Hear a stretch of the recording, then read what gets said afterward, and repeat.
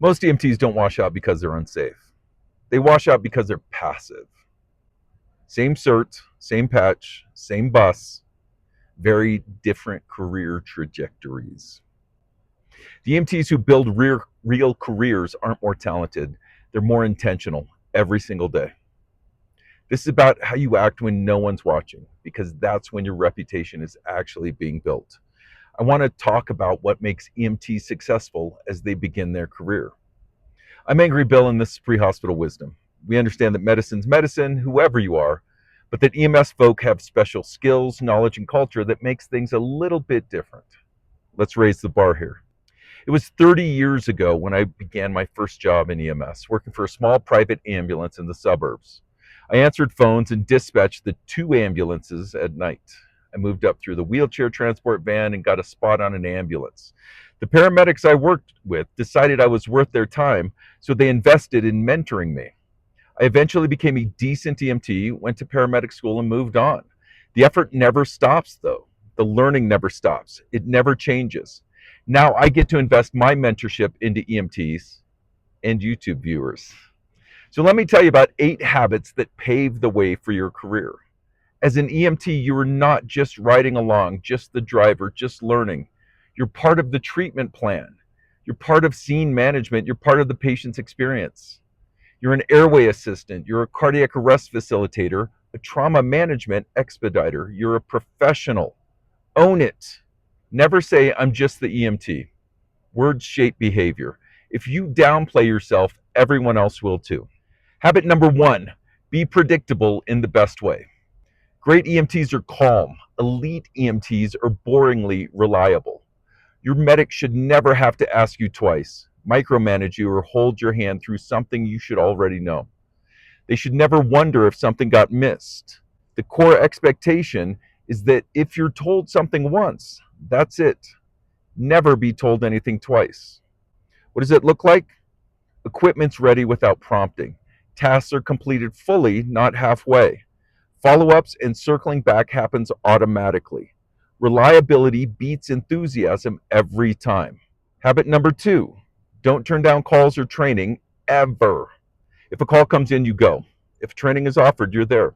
If your paramedic offers you the attend, you jump at the chance. Even when you're tired, even when it's boring, even when you think you already know this. I don't care if you've run this type of call before. So have I.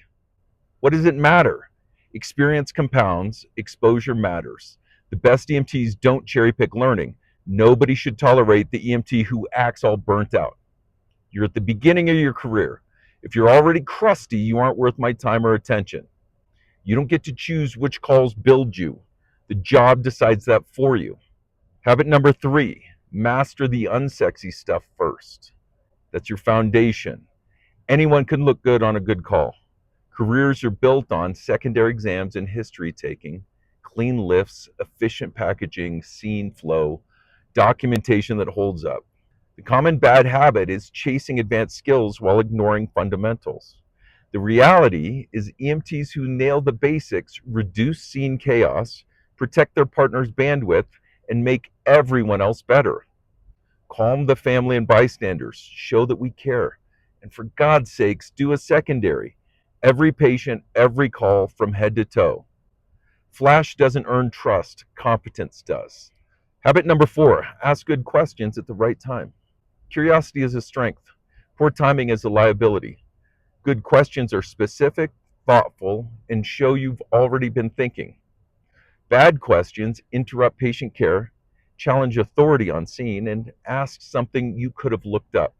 Ask something that I'm positive that we've talked about before is a bad practice. The best way to go about this is to ask after the call, without ego, and ask with the intent to understand, not impress. Smart EMTs ask questions. By asking questions as an EMT, I could get my coworkers to explain what they saw in the EKG. I could get them to elaborate on why they chose one medication over another. I could access all of their knowledge after the call and string it to other lessons I'd learned before. It meant that large chunks of paramedic school were not new information to me. Those were dinner table conversations. They were completely normal. Trusted EMTs ask questions well. This goes for students too.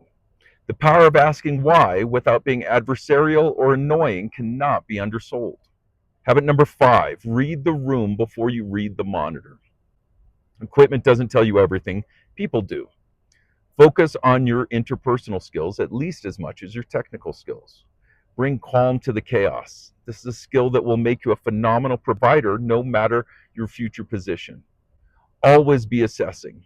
Is my partner overloaded? Is the patient anxious, angry, or embarrassed? Is this scene about to go sideways? How safe is the energy right now? Calm EMTs stabilize scenes. Your tone often matters more than your words.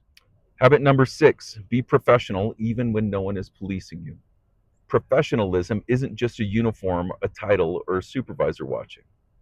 Well, it is, but remember when I said don't be crusty so early in your career?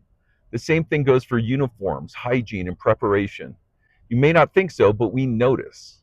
It's how you speak, it's how you document, it's how you talk about patients off the call. Remember, EMS has a long memory. Word travels fast. People notice patterns. You're always auditioning, whether you like it or not. I've often thought it silly that we interview for internal promotions in EMS, like when we're supposedly deciding who to send to paramedic school. The truth of the matter is, we know who you are. You've been showing us since your first day at the agency. You've essentially been interviewing from the first moment you walked through the door and every moment since. Don't miss out on the chance to show everyone who you really are. Habit number 7, get a thick skin and stay coachable. You'll be corrected, sometimes in an aggressively blunt way. Sometimes it'll feel unfair.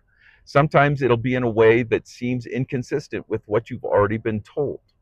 I love to throw EMTs into the deep end of the metaphorical pool. It's a great way to learn and grow. And we are monitoring to make sure that you don't sink.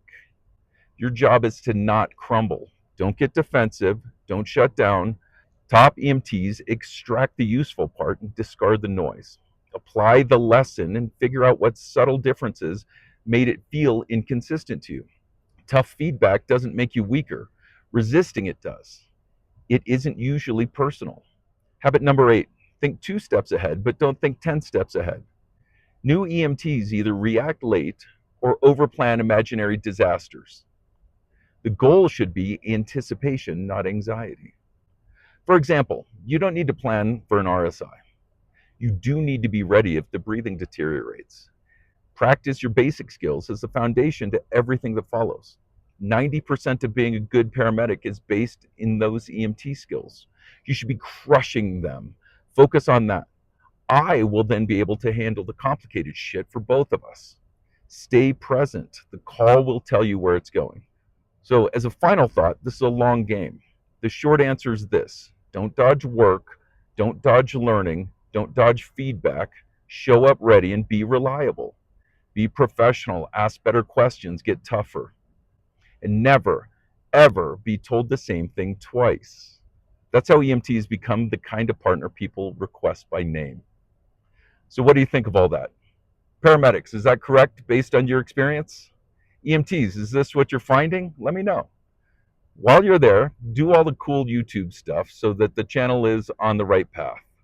I'm Angry Bill. This is Pre-Hospital Wisdom, and until next time, stay safe.